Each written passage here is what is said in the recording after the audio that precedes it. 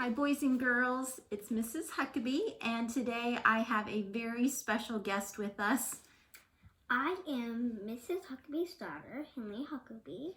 And today Henley is going to reveal to us what Brown Bear's wonderful secret is. Remember the last time we were together, we had read this book by Carolyn Castle, and we were paying special attention to a literacy skill. Remind them, Henley, do you remember what that word is? We were practicing. I do. Okay, what is it called? Do you remember? It is called Inferencing. Very good, inferencing. And we said to infer is something that good readers do all the time. As we're reading, we always want to be paying attention to the things the characters say and do, pay attention to the details and descriptions to help ourselves arrive at things without the author having to come out and tell them. So in this case, on the last page of the book, which Henley is going to reveal that secret here in a minute, the author gave us lots of clues even before the ending to help us figure out what Brown Bear's wonderful secret is. So are we ready to find out what it is? I think we are. Okay, go ahead and turn to the last page and we'll see if you used the clues to figure out what her secret was. Let me just get there real quick. Okay. Skip the page. And Brown Bear's secret was a baby cub. so if you use the clues in talking to the fox, the raccoon, the squirrel, the owl, the mouse, and she even talked to a deer too. We don't have that on our anchor chart. And if you inferred that it probably was a baby cub, you are correct. So we're going to continue with this skill because it's so very important. Inferencing is a very important skill that as readers we want to make sure that we are doing and that we're paying attention to those descriptions and clues. But today we're not going to use a picture book. Today we're going to use a chapter book. So and it is called what is this? It is called Erie Elementary. It is a chapter book, and this is a series 1. That is the first book in a series. Very good. And this is actually a series that Henley's brother, what's his name?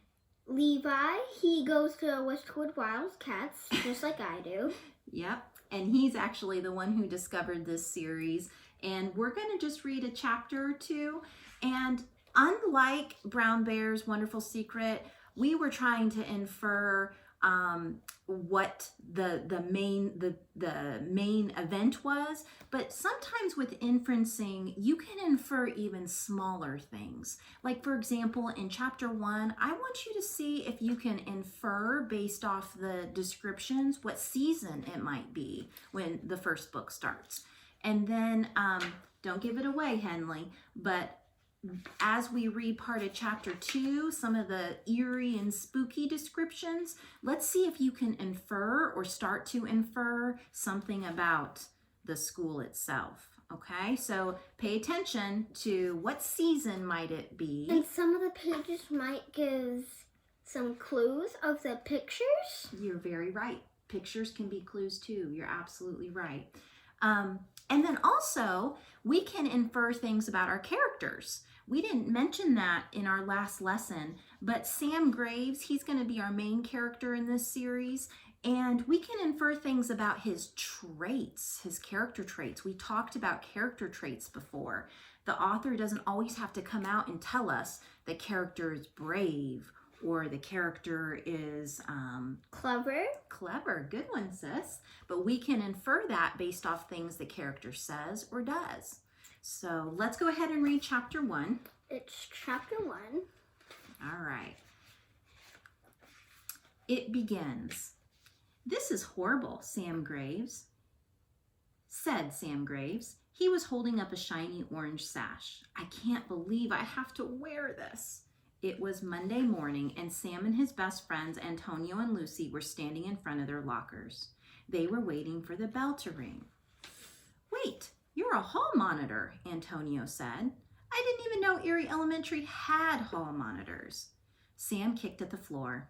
They do now, and it stinks. The principal called my mom last night and said I had been chosen. Ugh, it's going to be terrible. I have to stand in the hallway and yell, "Get to class," and "No skateboarding." Well, at least you get to wear that cool orange sash, Lucy teased.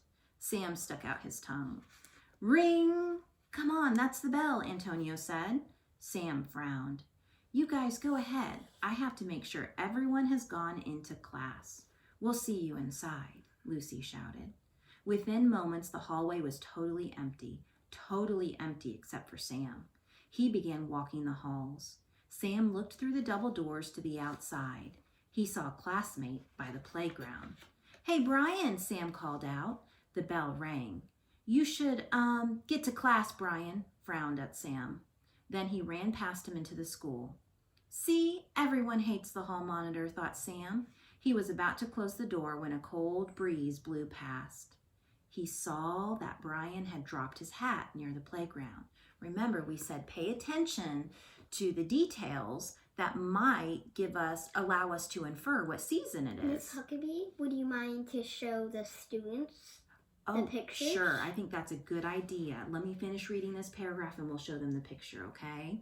My teacher won't mind if I sneak outside for a second, thought Sam. The air outside was like ice. Orange and red leaves whipped across the ground. Sam shoved his hands into his pockets. He could see his breath. It looked like little ghosts were dancing through the air in front of him. So, Sissy, while we show them this picture here, what season do you think it is? I think the season is... When there's leaves, orange and red leaves? I think it's kind of winter. Okay, so maybe kind of this, what do we call that season that's at the start of winter when it starts to feel cold outside? What do we call that season? Fall. Very good. I would agree with her inference. How about you? That it's probably fall.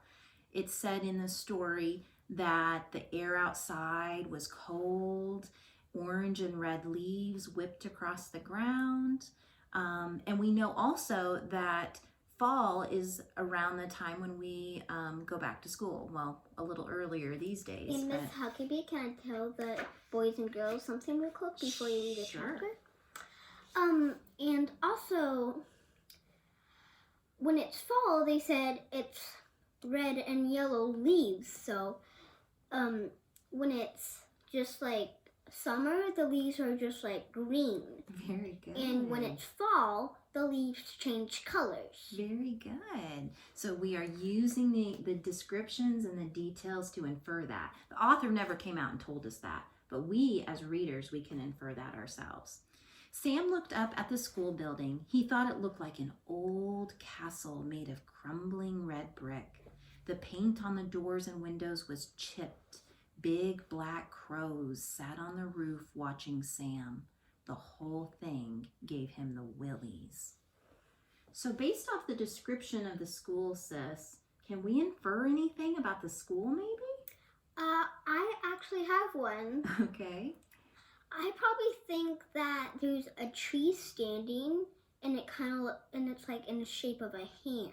Yeah, and you remember that from us reading the chapter earlier. There's going to be lots more clues in this book about how there is something very unusual about this school. And also that the farther and farther we go, that it would give us explaining that this school is alive. Very good. If you enjoyed this part of the chapter book, I encourage you to check out the Erie Elementary series, The School is Alive. And while you read each book, there's so much to infer, and there are many layers to this mystery about the school. And there's not only just one series, there's 10, 11. Yes. You could read how many pages you want when you get these. That's right. There are many, many books to this series. We hope you enjoyed our time together today, continuing our understanding about inferencing, and we look forward to being with you again.